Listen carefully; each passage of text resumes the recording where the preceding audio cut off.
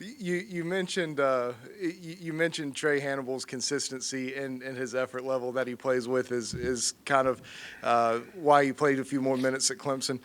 What how did he show you consistency in what areas? And as you went back to look at the film, what did you see out of him that day that was impressive? I when it's the the structure of our X and O's, I get really depressed when I watch them play. But the one thing our team has been lacking, and I've shared the word personality with you guys, an enthusiasm, a genuine desire to be competitive, not when things are going right, but when we're being challenged. Trey brings that. He brings an enthusiasm. Here's the thing: you either have enthusiasm or you don't. If you have enthusiasm, that spreads. If you don't have enthusiasm, that spreads too. And what spreads? It's based on who I play. If I choose to play guys with no enthusiasm, then we're going to become a passive, unaggressive basketball team. Then I have to be okay with coaching with that personality of our team, and I'm not. I don't handle that real well. So as I'm trying to find a certain aggression, a certain enthusiasm, whether you make the right play or the wrong play, it doesn't matter. Trey definitely brings that to the table, and he's going to be a really good player for us. It's if he had been a freshman the year Sindarius and Dwayne and all those guys were freshmen, I had no one else. He'd be playing 30 minutes a game, and we probably would be 4-7, not 7-4. But we're not that place in our program anymore. But I think Trey's going to be. I told you guys he's got a chance to be a star. I think that's the word I used back in September, October. My opinion has not changed. He just that daily focus to learn is his biggest challenge right now, and I'm starting to understand him too. So I think I can help him a little better than I could, 6 weeks ago. Yeah. That's why I played him. If he'd be completely lost, and we've adjusted some things too.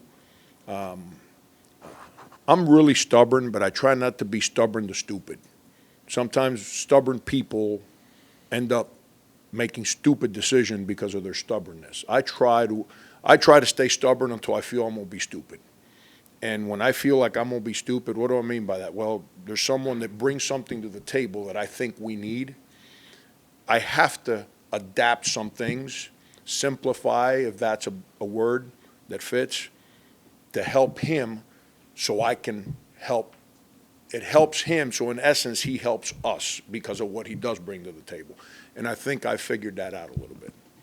On those same lines, you talked after the Clemson game that you'd have to sit back on Monday and Tuesday of this week and see if the changes and the tweaks you made heading into Clemson, you'll continue those forward. Have you come to a kind of a agreement on that? And will Trey get those minutes? Will AJ still be point guard? What is your feeling on those tweaks? Yeah, AJ will stay a point. That's a decision that I've made, and it's not like he didn't play point for us in the past. We need him to be at point more now. And as the season unfolds, and hopefully more guys can man that position too. But that's on my team. That's the most overrated thing in the world because I like playing with 2 point guards. It's just that AJ's aggressiveness offensively helps us. Like at Clemson, we generated open court baskets because we were more aggressive, pushing the ball down the court.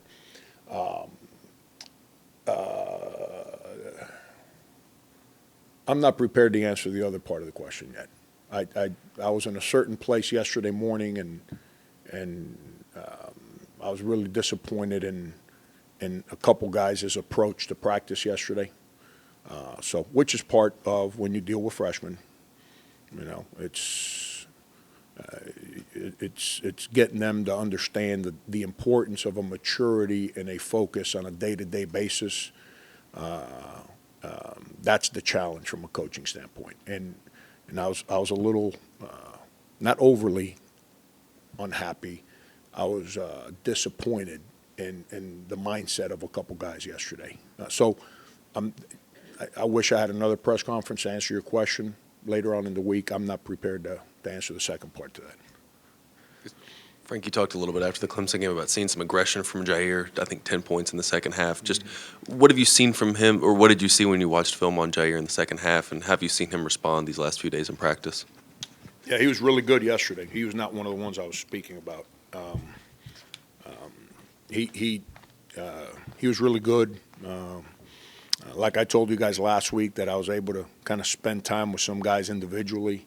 I'm not big on begging guys to come see me. We're in this thing together, man. If I think I'm beating some guy up too much, then I'm going to call him in because I've probably had something to do with his lack of aggression or enthusiasm or confidence or whatever. But I'm not. They know I'm in it with them. When they're in the middle of issues, guess who's the first number they dial? Mine. Well, they better be unselfish to when they're not performing the right way. They don't run away from me. And you know, guys got to figure that one out. Most guys call their coach when they're in trouble. They rarely call their coach when their coach needs them to do things better. He showed up in my office Monday. What's today? Thursday? Either Monday or Tuesday. It was Tuesday because I wasn't around Monday. It was Tuesday. He showed up in my office, and we had a great 20, 30-minute conversation. Jair's a real good teammate, real good dude.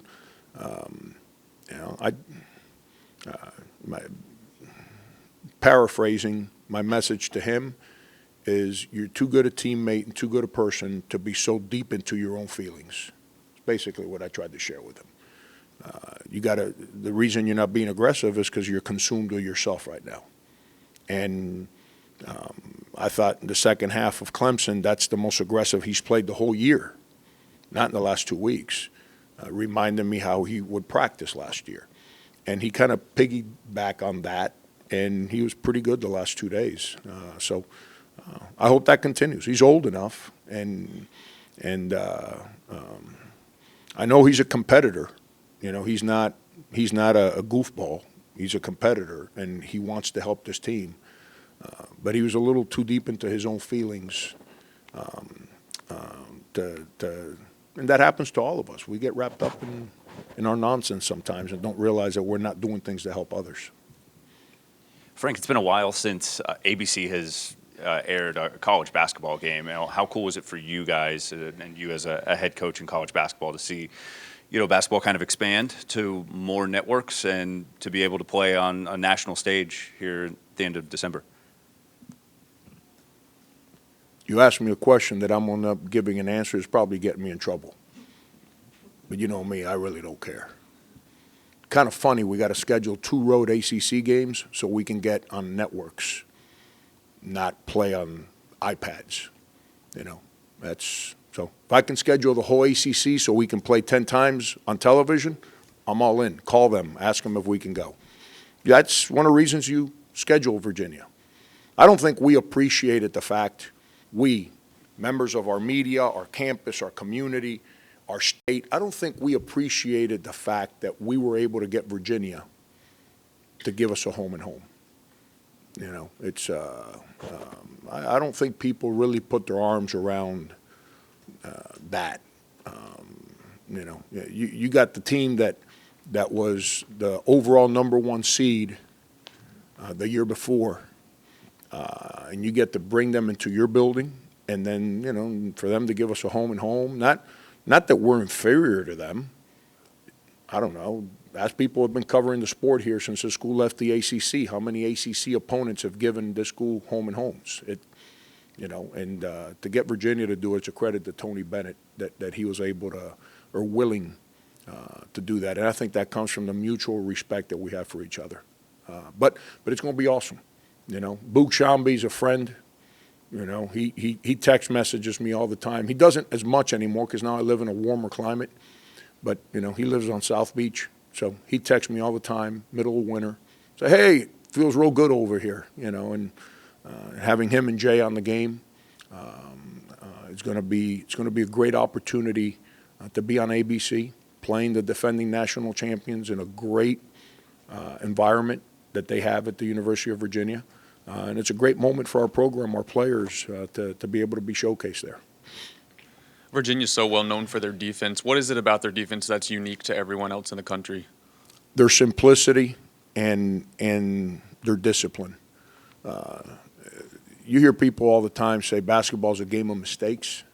I think Bob Knight's the one that said it. The team that commits the fewest mistakes is going to win the game. Virginia commits fewer mistakes than any team in the country. They don't gamble.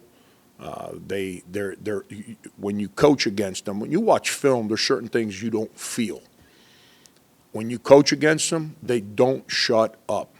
It is 5 guys just constantly communicating on the court. It's awesome. As a competitor, it's like putting your head in a blender because they make it so hard, because they don't get out of the way, they don't make mistakes, and when they do make a mistake, they usually cover up for each other, but their mistakes are few and far between. They're so disciplined on their rules.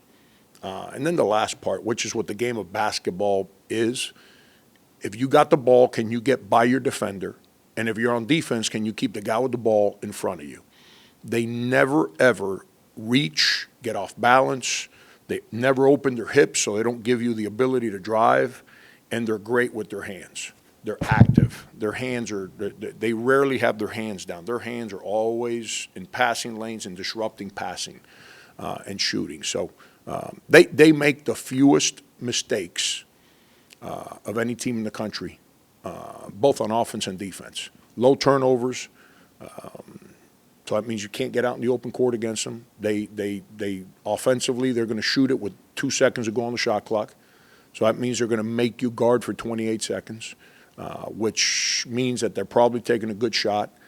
They're an underrated offensive rebounding team because people just look at numbers. If you actually pay attention to the fact that they're a high field goal percentage make team, that they're a low possession team, the percentage of offensive rebounds that they get are really backbreaking to the opponent because you guard for 28 seconds, you give up an offensive rebound, and you're going to guard for 15 more. And they're getting another good shot against you. And then defensively, because of how they play on offense, they're always in place. And I did it last year watching them. After we played them, I went home and thought about it a lot. And now that I've been watching them for the last couple of days, it's mind-boggling that as coaches, we all do things differently. But why do we complicate the game so much? You know what they do? They pass, they cut, they screen, and they take good shots. They don't run 100 plays. And defensively, because of that, they're able to get their defense in place. Well, you know. And lastly, that is the beauty of college basketball, that different people can play different styles and have a chance to win. It's not like the NBA, where 98% of the teams play exactly the same way.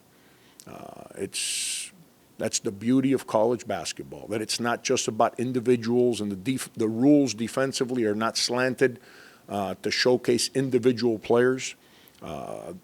It's about team. It's about 5 guys. It's about representing your uniform. And I think Virginia has done that as well as anyone in the country over the last, 4, 5, 6 years. It's a great opportunity for us because of the quality of the opponent that we're playing. Kind of in that, you mentioned a lot of the reasons that Virginia is good at sort of staying to that pace that they kind of prefer. What are sort of the things that a team has to do to kind of maybe get them out of that slower pace and bring them into a game they're maybe a little less comfortable in? Good luck. You got any opinions? I'm headed back to my office to try and figure out your question. I'm open to suggestions.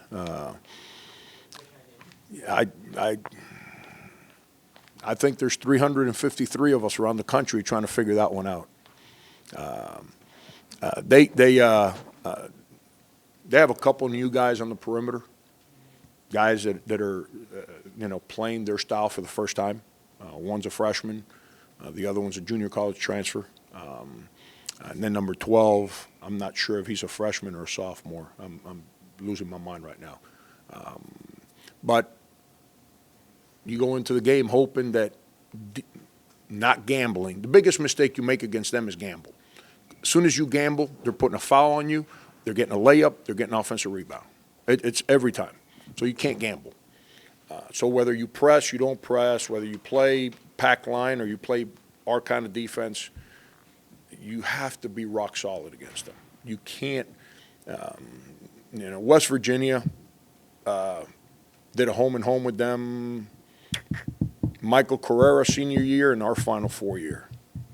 And West Virginia beat them twice in two, like, ridiculously hard games. I think they beat them 5 and beat them 2 or something like that. You remember how West Virginia played those years? Everyone called them Press Virginia, right? Well, the score was in the 50s. So it's you have to try to speed them up, not to turn them over, but to maybe get them to shoot a little faster than they want to shoot. But you can't gamble. You can't gamble. If you gamble, I'm just telling you, they're getting a foul, they're getting an offensive rebound, or they're making a layup. Take your pick if you gamble. So you have to make sure that you're consistent with how you defend them. And then at the end of the day, you have to make threes. If you don't make threes, you better hope they miss their threes, and your chances of winning are still not very good. You have to make threes against them.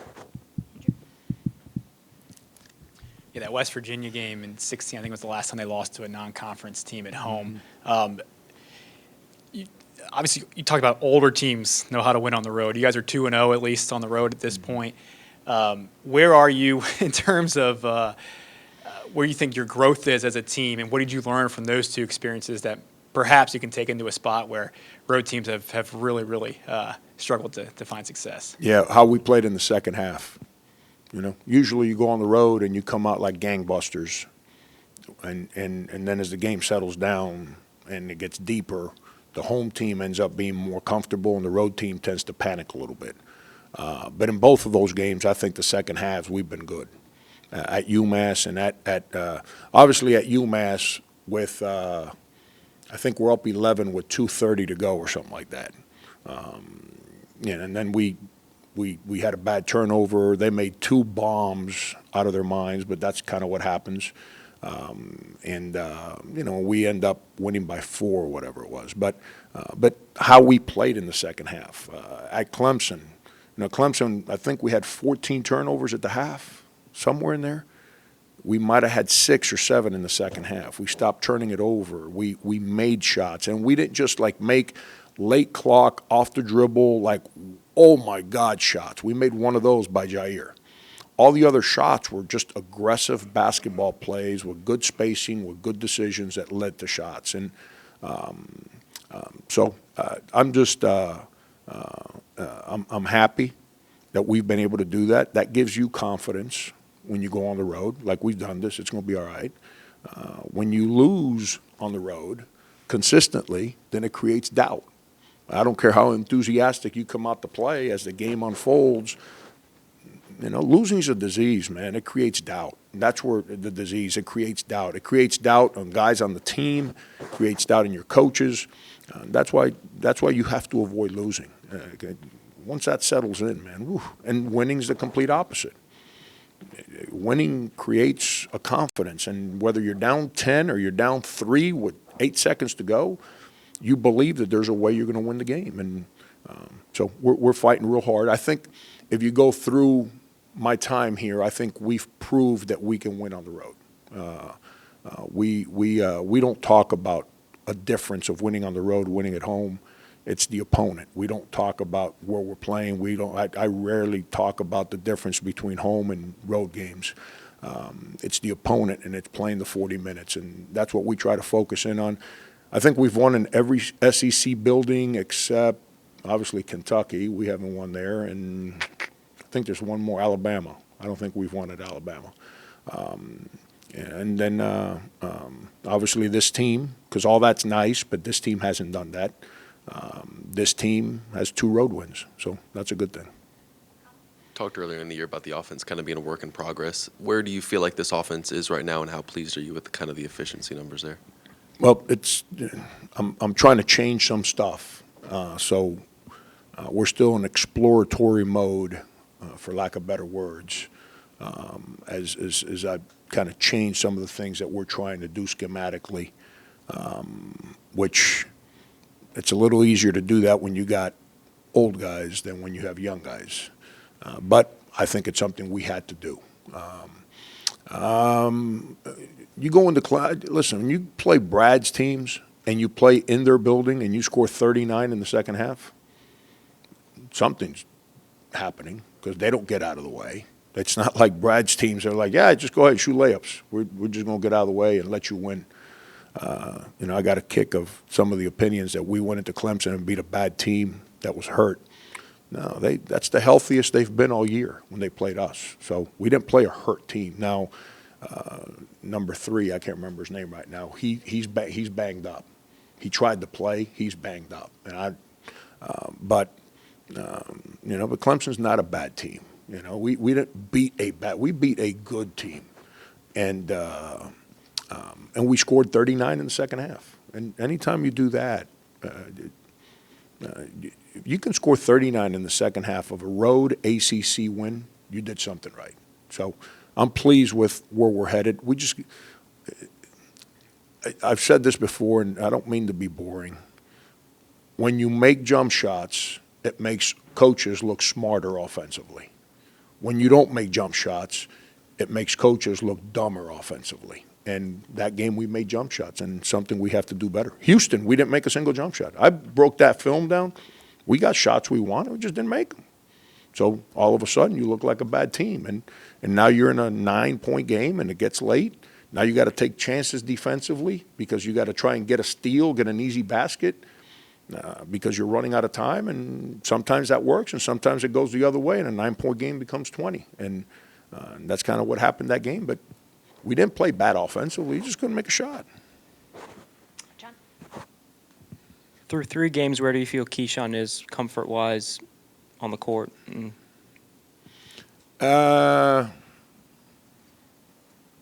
Like most guys that come back from injury, when they first get on the floor, they got a bang about them because they're so excited.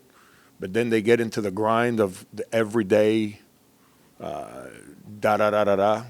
and it takes time. It's like the worst time for coaches with players usually is about the 6th, 7th practice of the year because everyone's excited for practice number 1, and by the 6th, 7th practice, everyone's kind of beat down.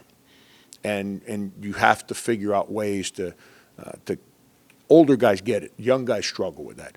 I think he's kind of battling that a little bit. He went from like shot out of a cannon in practice heading into the UMass game to where I thought he was okay headed into Clemson. I didn't think he played particularly well at Clemson. I thought he had some plays that he can go make that he didn't make. He was passive about it. But he got instincts. So he made a block. He got a steal. He had that missed dunk. So he's got instincts, and he's got the ability to make the wow play. But he's got to be able to make the play that no one else pays attention to.